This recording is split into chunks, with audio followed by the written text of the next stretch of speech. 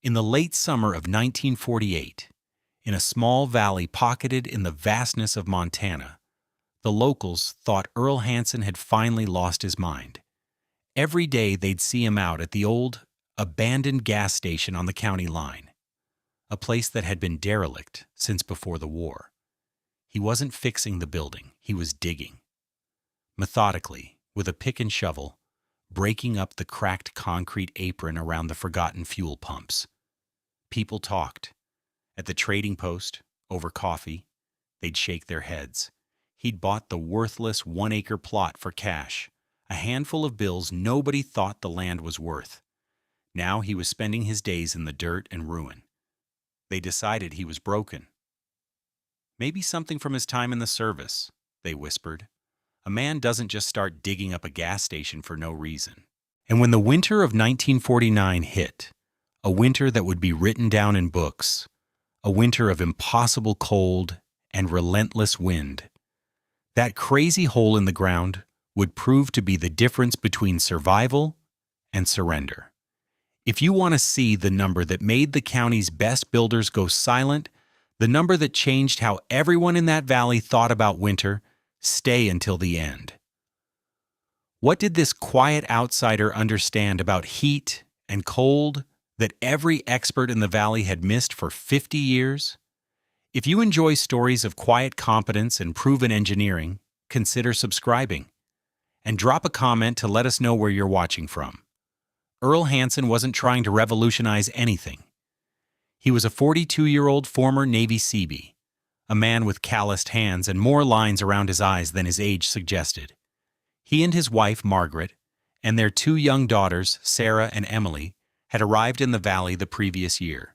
He'd used his savings to buy a small parcel of land, and with the same methodical competence he applied to everything, had built a cabin. By frontier standards, it was more than respectable. Tightly fitted logs, chinked with precision, a good stone foundation, and a fieldstone fireplace that drew clean and true. Calvin Dreeker, who ran the sawmill and had built half the cabins in the valley, had stopped by during the build. He'd nodded, impressed. "You do good work, Janssen," he'd said. It was the highest praise a newcomer could hope for. Earl had simply nodded back. But praise doesn't keep a house warm when the temperature drops to 20 below. The first winter, the winter of 47, was a brutal lesson.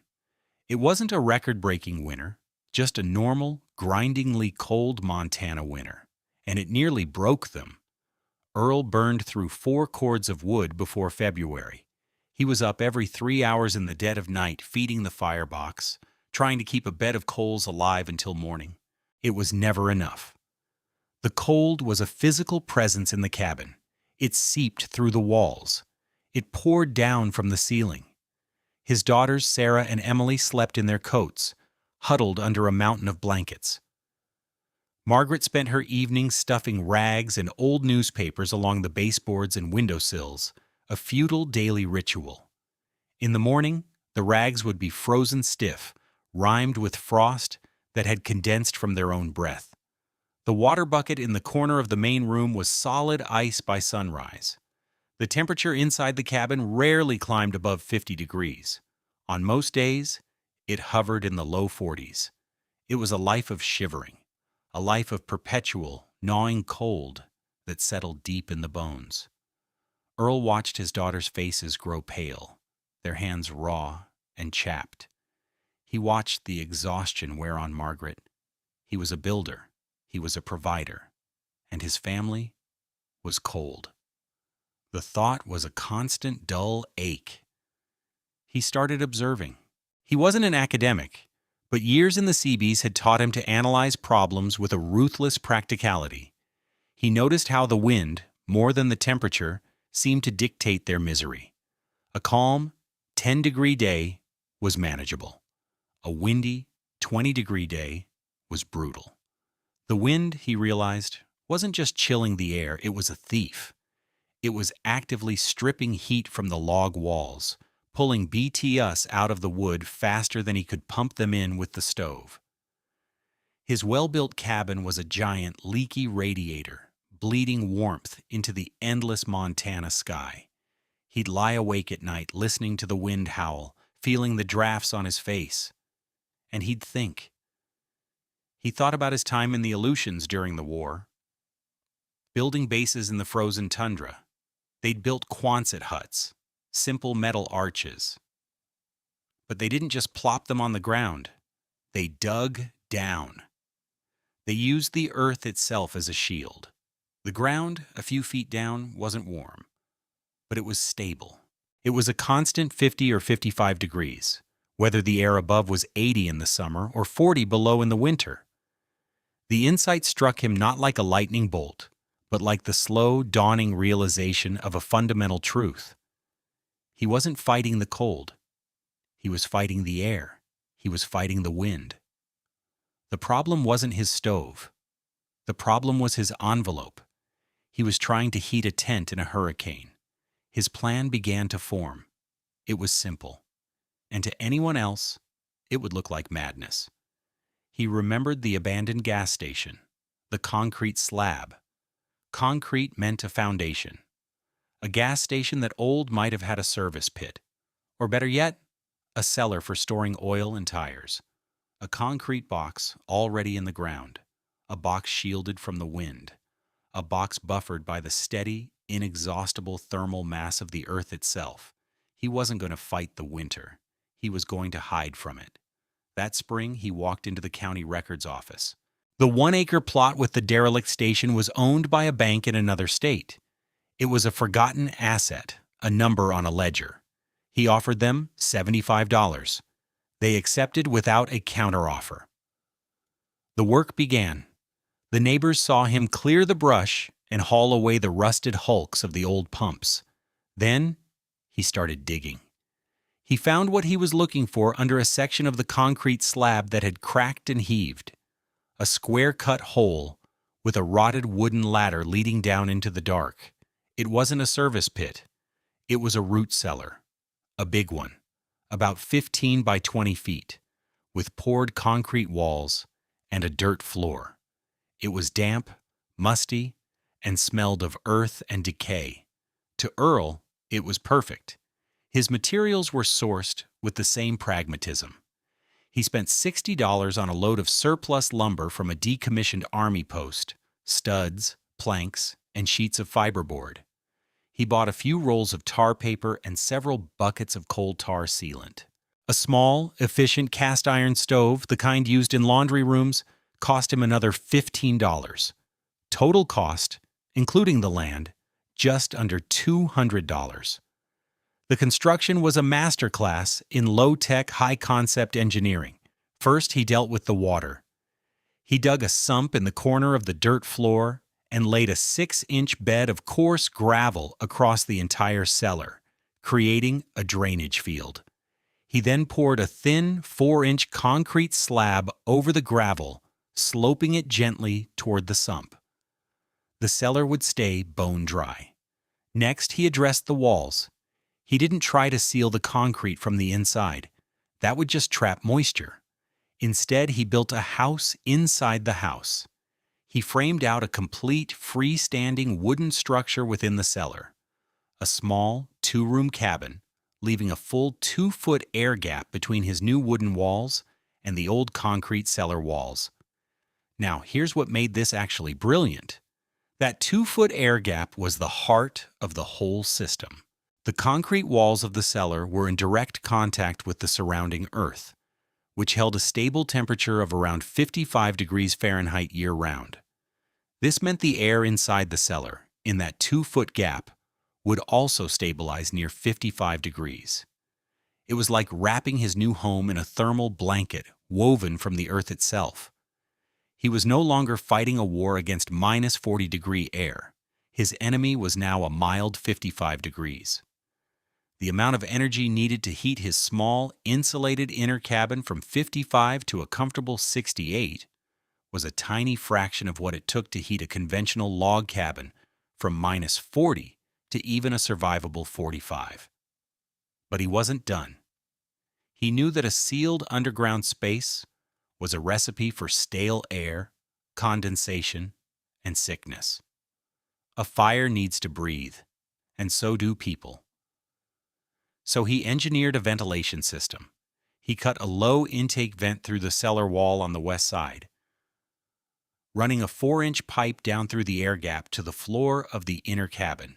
Then, on the opposite corner, he ran another, larger pipe straight up from the ceiling, through the old gas station's concrete roof and up 20 feet into the air. The physics were simple and elegant. The small stove inside would consume air for combustion. As it did, it would draw fresh, cold, dense air down the intake pipe. This fresh air would circulate through the living space. The warm, moist air from cooking and breathing would rise naturally. The tall, black-painted exhaust stack, heated by the sun, would create a powerful convective draft, constantly pulling the stale, moist air up and out. It was a passive, self-regulating breathing system for the entire dwelling. It was like the dead air in a double-pane window, combined with the constant draft of a well-designed chimney. Margaret would bring him lunch some days, her face a mixture of worry and trust. She'd stand at the edge of the hole, looking down at the strange wooden box he was building inside the concrete tomb. "Earl, what is this?" she asked one afternoon, her voice quiet. "It's our new home," he said, not looking up from his work. "It's going to be warm." Neighbors would slow their trucks as they drove past on the county road.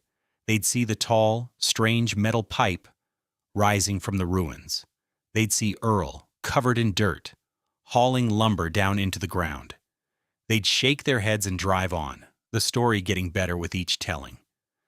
By the end of September, it was finished. The entrance was a heavily insulated bunker-like door set into a small, mounded earth berm. From the outside, it looked like a storm cellar next to a concrete slab with a tall black smokestack. It looked like nothing anyone had ever seen before. It looked alien, unsettling. That evening, as they moved their last few belongings into the subterranean space, Margaret stood in the doorway, looking back toward the valley lights. "Earl, people are going to think we've lost our minds." Earl stood beside her, looking not at the valley, but at the darkening sky. He smelled the coming cold on the wind. "Let them," he said. And when neighbors saw it, they didn't see engineering. They saw failure. They saw a man so beaten by the frontier that he'd crawled into a hole to hide. The ridicule started before the first snow. Calvin Drecker was the first official visitor. As the valley's most respected builder, he felt a certain responsibility. He drove out one Saturday in October. He was polite, but his skepticism was a palpable force. He walked around the strange entrance, kicked at the earth berm, and squinted up at the ventilation stack. Earl invited him in. Drecker's boots clomped down the short, angled staircase into the main room. He stopped, looking around. The space was compact but clean and dry. The air smelled of fresh pine and earth, not damp or mold. "Earl," Drecker began, his voice echoing slightly in the confined space, "I respect a man who tries something new, but this is a mistake." He gestured at the walls. "This ground freezes 6 feet deep here. It'll heave. That pressure will crack your concrete, and then the water gets in. And the damp, my God, the damp will be the end of you. You and your girls will be breathing mold spores all winter. It's not healthy." It was a technical objection, a reasonable one, based on a lifetime of conventional wisdom. Earl just nodded. "I built an air gap and a drainage field." Drecker shook his head. "It's not in any book, Earl. It's not how it's done." "Just trying something different, Calvin," Earl replied, his voice level. The public mockery was less refined. A few weeks later, Earl was at the trading post buying kerosene and salt. A group of ranchers were leaning against the counter. One of them, a big man named Mac, a man known for his blunt cruelty, spoke up loud enough for the whole store to hear. "Heard you moved underground, Hanson. Tell me, you paying rent to the Gophers?" A few men chuckled nervously. Guess the war taught him how to dig a foxhole, Mac plowed on, enjoying the attention, but not how to build a proper house. Earl finished his transaction, picked up his supplies, and met Mac's gaze for a brief second. He didn't say a word. He just turned and walked out. His silence was interpreted as weakness, as shame. The gossip network took it from there. Whispers at the church social about poor Margaret Hanson. Cars full of teenagers driving out to the Hanson hole on a dare. Neighbors riding past on horseback, stopping to stare at the bizarre structure, their curiosity unhidden. Margaret bore the brunt of the social pressure. At a quilting circle, one of the women, meaning to be kind, patted her hand. "It must be so difficult, dear," she said, her voice dripping with pity. "Living in such primitive conditions. If you need anything at all." The other women fell silent, their needles still, their eyes full of a mixture of sympathy and morbid curiosity. Margaret felt her face burn. She excused herself and didn't go back. Then came the institutional skeptic. Mr. Abernathy, the county extension agent, a man armed with pamphlets and a belief in government-approved techniques. He arrived in a county vehicle, a clipboard in his hand. He was deeply concerned. "Mr. Hanson," he said after a tour of the dwelling, "I admire the ingenuity, truly. But this isn't in any manual I've ever seen. All the agricultural and engineering literature we have emphasizes building on high ground, with drainage away from the foundation. You're living in the foundation. I have serious concerns about sanitation, air quality, and radon gas." Earl listened patiently. "We have a ventilation system," he said. "An untested one," Abernathy countered. "I'd feel better if your family was in a proper, state-approved dwelling, especially with winter coming." The cruelest cut, however, came from family. Margaret's brother Thomas drove up from Bozeman for a visit. He took one look at the place and pulled his sister aside. He was genuinely worried. "Maggie, what is this?" he pleaded. "People are talking. They're saying Earl couldn't handle it, that he couldn't build a proper house that could stand up to a real winter. They're saying you're living in a root cellar because he failed. They think you're either desperate or he's incompetent. Maybe both. Is everything all right?" That night, Margaret was quiet. Earl finally asked what was wrong. She told him what Thomas had said. The words hung in the small, warm room. Earl looked at his wife, his face calm. "I'm not trying to impress your brother," he said softly, "or Calvin Dreeker, or anyone at the trading post. I'm trying to keep our family warm." By November, not one person in the valley thought Earl Hanson had solved a problem. They thought he'd built a monument to his own strangeness, a testament to his failure to adapt. He was the man who lived in a hole. Stay with me, because what happened next didn't just prove Earl Hanson right. It changed how everyone in that valley thought about survival itself. Then, December came, and it brought the kind of cold that separates theory from reality. The winter of 1948 to 1949 is still recorded in Montana's climatology archives. It arrived not as a storm, but as a siege. An enormous, stagnant mass of Arctic air descended from Canada and settled over the northern Rockies, and it did not move. December 8th, the thermometer at the trading post read minus 18 degrees Fahrenheit overnight. December 12th, it hit minus 31 degrees Fahrenheit. By December 18th, it was minus 38 degrees Fahrenheit, with a wind that never stopped. A wind that drove the cold through every crack and seam. A wind that made the simple act of walking from the house to the woodpile a life-threatening expedition. The snow came with the wind. It wasn't a gentle, blanketing snow. It was a horizontal, scouring blizzard of fine, sharp ice crystals that buried roads and erased landmarks. for 23 consecutive days. The thermometer in the center of town never climbed above zero. The valley began to break. The suffering was specific and democratic. Wealth and status offered no protection. The Colby Ranch, with its huge, well-built lodge, was burning 2 cords of wood a month just to keep the indoor temperature at 42 degrees. Their prize bull froze to death in the barn. The Williams family, in their smaller cabin, had a chimney fire. They'd been burning green, unseasoned wood out of desperation, and the creosote buildup ignited. They put it out, but their chimney was now blocked. They were huddled in a single room around a dangerous, smoky kerosene heater, the windows thick with interior frost. The whole valley was a chorus of suffering. Families were burning half a cord of wood a week just to stay above freezing. People started burning fence posts, then furniture. Children were sick, huddled together, their breath pluming in their own homes. The steady daily work of survival became a frantic, desperate battle. And then people started noticing the Janssen place. It was subtle at first. A rancher struggling to get his truck started saw it. A thin, almost lazy wisp of smoke rising from the tall metal pipe on Earl's property. It wasn't the thick, panicked plume of a stove being fed every piece of wood a family could find.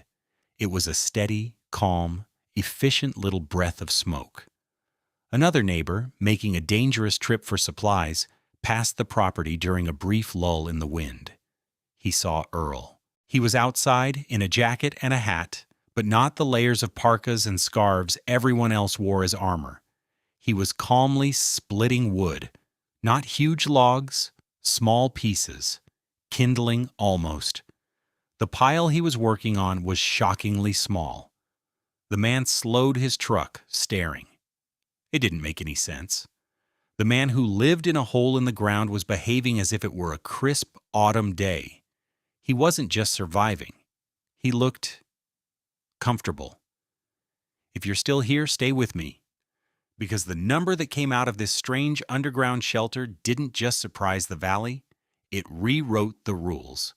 On December 23rd, with the temperature holding steady at a soul-crushing minus 42 degrees Fahrenheit, Calvin Dreeker loaded his truck with emergency cordwood. He was making the rounds, checking on the families in the cabins he had built. He was a proud man, and his pride was freezing to death.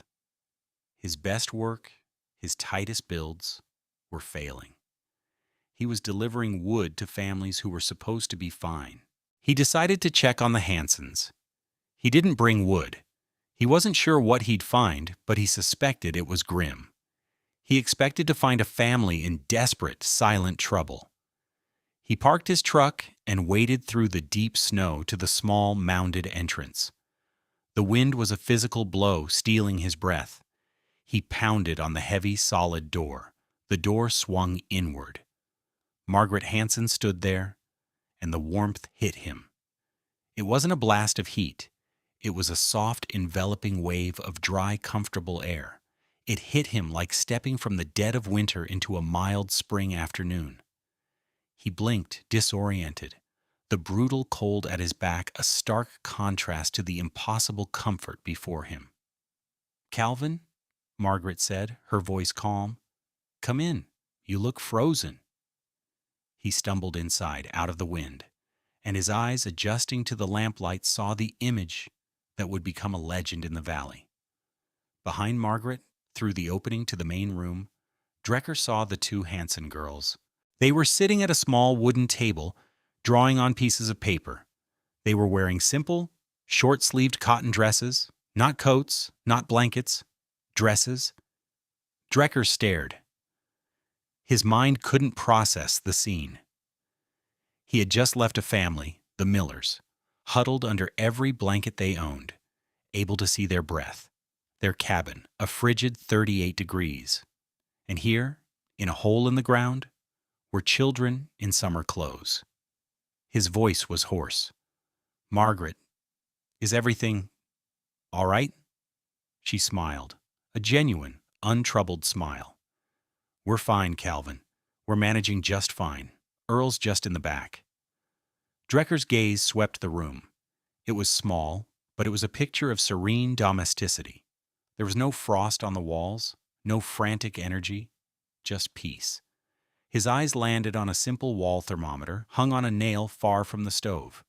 He walked toward it, as if in a trance. He squinted in the dim light.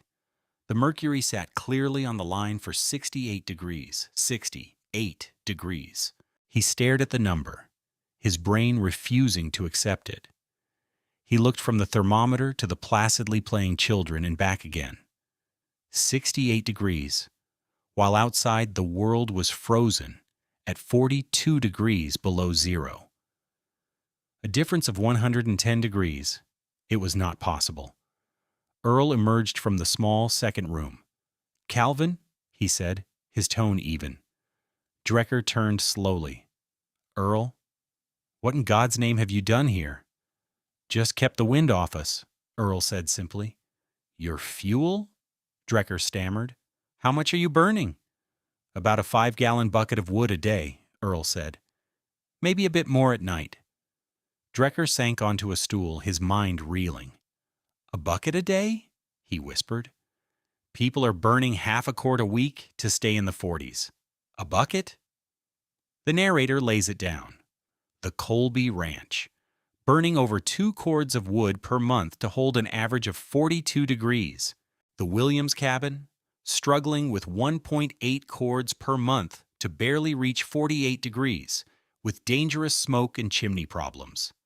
The Hansen shelter, on track to use less than half a cord for the entire month, while maintaining a steady, comfortable 68 degrees.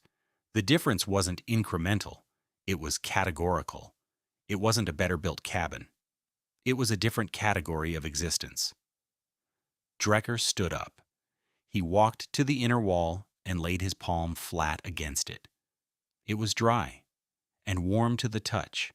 He couldn't feel the faintest hint of the Arctic apocalypse happening just a few feet away.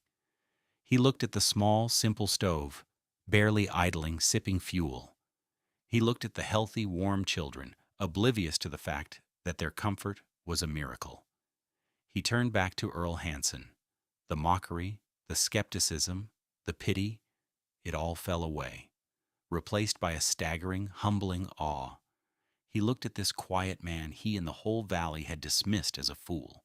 "Earl," Calvin Drecker said, his voice thick with the weight of a lifetime of wrong assumptions. "We've been doing this all wrong. For 70 years. My father and his father. We've been building it all wrong." It was more than just warmth. It was dignity. It was the children doing their schoolwork without their fingers being too stiff from cold. It was Margaret cooking dinner in a simple apron.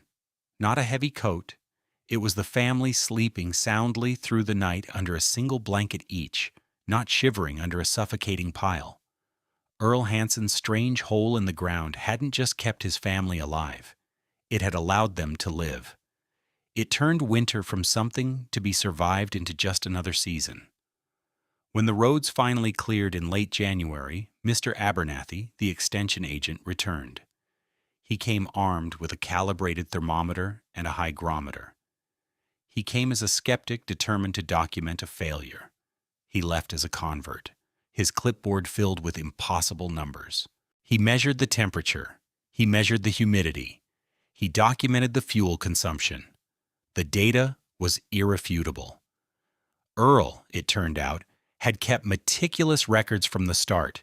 Daily high and low temperatures inside and out, fuel consumed, wind conditions. This wasn't luck. It was engineering. Word spread through the valley, not like gossip, but like a revelation. The story of Calvin Drecker's visit, of the children in dresses, of the impossible thermometer reading. The Hansen hole was never called that again. It was now the Hansen house, spoken with a new tone of respect and a little bit of wonder. By spring, the legend was cemented. The first convert was a man named Janssen. The winter had been cruel to his family. A section of their cabin roof had collapsed under the snow load, and they'd lost half their livestock. They were broke and facing another winter with a damaged home. Janssen came to Earl, hat in hand, not for a handout, but for advice. Earl didn't give him advice. He gave him his time. Janssen's property had an old, crumbling potato cellar.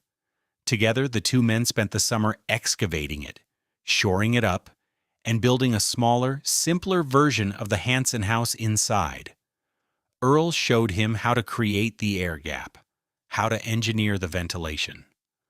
By the first snow of 1949, the Janssen family moved in. They were safe, they were warm, and they burned less than a cord of wood the entire winter.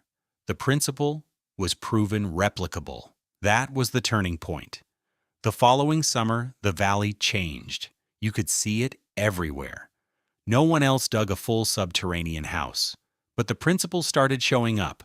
Calvin Dreeker, in a stunning reversal, started advising his clients to build heavy earth berms against the north walls of their new cabins, pushing tons of dirt up against the foundation to mimic Earl's design. 7 families did it that year. Men who had laughed at Earl at the trading post were now quietly asking him about ventilation stacks. The tall black pipe, once a symbol of madness, was now a sign of intelligence. 12 more homes had them by the next winter. By 1951, 19 families in the valley had adopted some version of Earl's techniques. The collective fuel consumption of the valley dropped by an estimated 30%. Mr. Abernathy, the extension agent, became Earl's greatest champion. He published a special bulletin for the State Agricultural Extension Service titled Subterranean and Earth-Bermed Dwellings for Extreme Cold Weather Climates. It was filled with Earl's data, drawings, and temperature logs. It was a technical, dispassionate document that read like a revolution. It spread from county to county, a quiet testament to a quiet man. What Earl Janssen built in that Montana valley in 1948, with surplus lumber and common sense, anticipated by nearly half a century what modern building scientists would rediscover and call passive house design, earth sheltering, and geothermal temperature moderation. Years later, when a young reporter from a city paper came to do a story on the legendary man who lived in a hole, he found Earl, now an old man, sitting on a bench outside the same structure. The reporter asked him if he felt vindicated, if he enjoyed proving all his critics wrong. Earl looked out at the valley, a landscape he had made his own. He was never a man for long speeches. "This isn't new," he said, his voice a low rumble. "The earth is a good blanket. You just have to know how to keep it dry. I wasn't trying to impress anyone. It's just correct." The structure is still there, a local landmark, a low, unassuming mound that looks more like a feature of the landscape than a building. It stands as a quiet reminder that on the frontier, tradition is only valuable until it stops working. The wilderness doesn't reward stubbornness or pride. It rewards what works. It rewards quiet competence. It rewards the person who sees the problem for what it truly is. Drop a comment and let us know. Where are you watching from? And what's the coldest winter you've ever had to face? Subscribe for more stories of forgotten engineering and proven frontier techniques. This video presents a historically inspired reconstruction of survival engineering techniques. The characters, names, and specific events are fictional, created for narrative purposes. The engineering principles of earth sheltering, passive ventilation, and thermal mass are based on real historical and modern building science practices.